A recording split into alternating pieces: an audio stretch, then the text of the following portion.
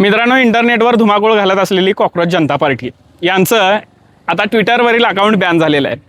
आता मी या घटनेकडे फक्त सोशल मीडियावरील एक कारवाई म्हणून पाहत नाही, तर हे लोकशाहीसमोर उभा राहिलेला एक मोठा प्रश्न आहे. कारण एखादा जेव्हा ट्रेंड असेल किंवा मीम असेल किंवा विनोद आणि त्या विनोदातून तयार झालेलं आंदोलन हे अचानकपणे प्रसिद्ध होतं आहे, लोकप्रिय होतं आहे ना, त्यावेळेला ते फक्त मनोरंजन नसते.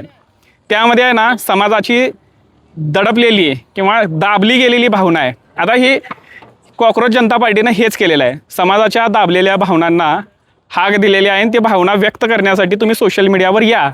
कारण लोकांचे अनेक प्रश्न आहेत. बेरोजगारी, महागाई, असुरक्षित भविष्य असेल, त्याच्यानंतर शिक्षण, आता नुकतंच नीटचं जे पेपर फुटी झालेली आहे तो एक प्रश्नच आहे.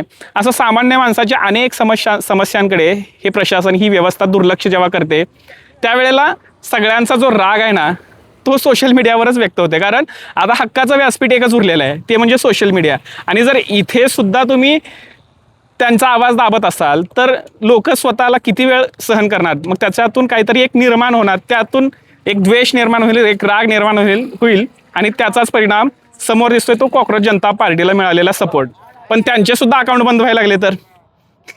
कारण लोकांनी स्वतःला झुरळ म्हणून घेणं हे काय स्वतःहून स्वीकारलेलं नाही आहे, ते एक विनोदातून तयार झालेलं नाही आहे.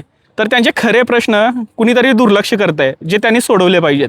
मग त्या लोकांनी दुर्लक्ष करू नये म्हणून लोकशाहीमध्ये सरकारवर टीका करणं हे महत्त्वाचं आहे. लोकशाहीमध्ये जेव्हा सरकारवर टीका करणं, व्यंग करणं, प्रश्न विचारणं, या मूलभूत हक्काचं जे स्वातंत्र्य मारलं जातं आहे ना, त्यावेळेला लोकशाही कुठेतरी संकटामध्ये येते. म्हणजे स्वतःचं मत मांडण्याची जिथं भीती निर्माण होते ना, तिथे साहजिकच कुणी लोकशाही कधी जास्त वेळ टिकली नाही आहे.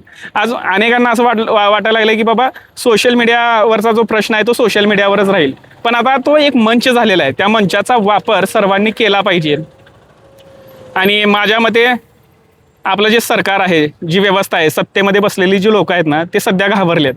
कारण हे सोशल मीडियावरचं फक्त आता एक आंदोलन राहिलेलं नाही आहे किंवा एखादं विनोदाचं पेज राहिलेलं नाही आहे. आता कदाचित आज एक अकाउंट त्यांनी बॅन केलेलं आहे, पण संपूर्ण महाराष्ट्रभर असेल, पूर्ण देशामध्ये वेगवेगळ्या सेक्टरमध्ये कॉकरोच जनता पार्टीचे काय म्हणतात अनेक अकाउंट ओपन झालेले आहेत. जसे पक्षाचे शाखा असतात की बाबा सोलापूरची शाखा, पंढरपूरची शाखा, पुण्याची, मुंबईची, त्याप्रमाणे आता कॉकरोच जनता पार्टी गुजरात, महाराष्ट्र, सोलापूर, पुणे, मुंबई, बीड या सर्वच ठिकाणी सुरू झालेलं आहे. आता किती जणांचे अकाउंट तुम्ही बॅन करणार?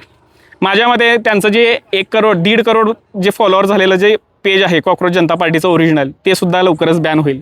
पण अनेक झुरळ आता तयार होतील.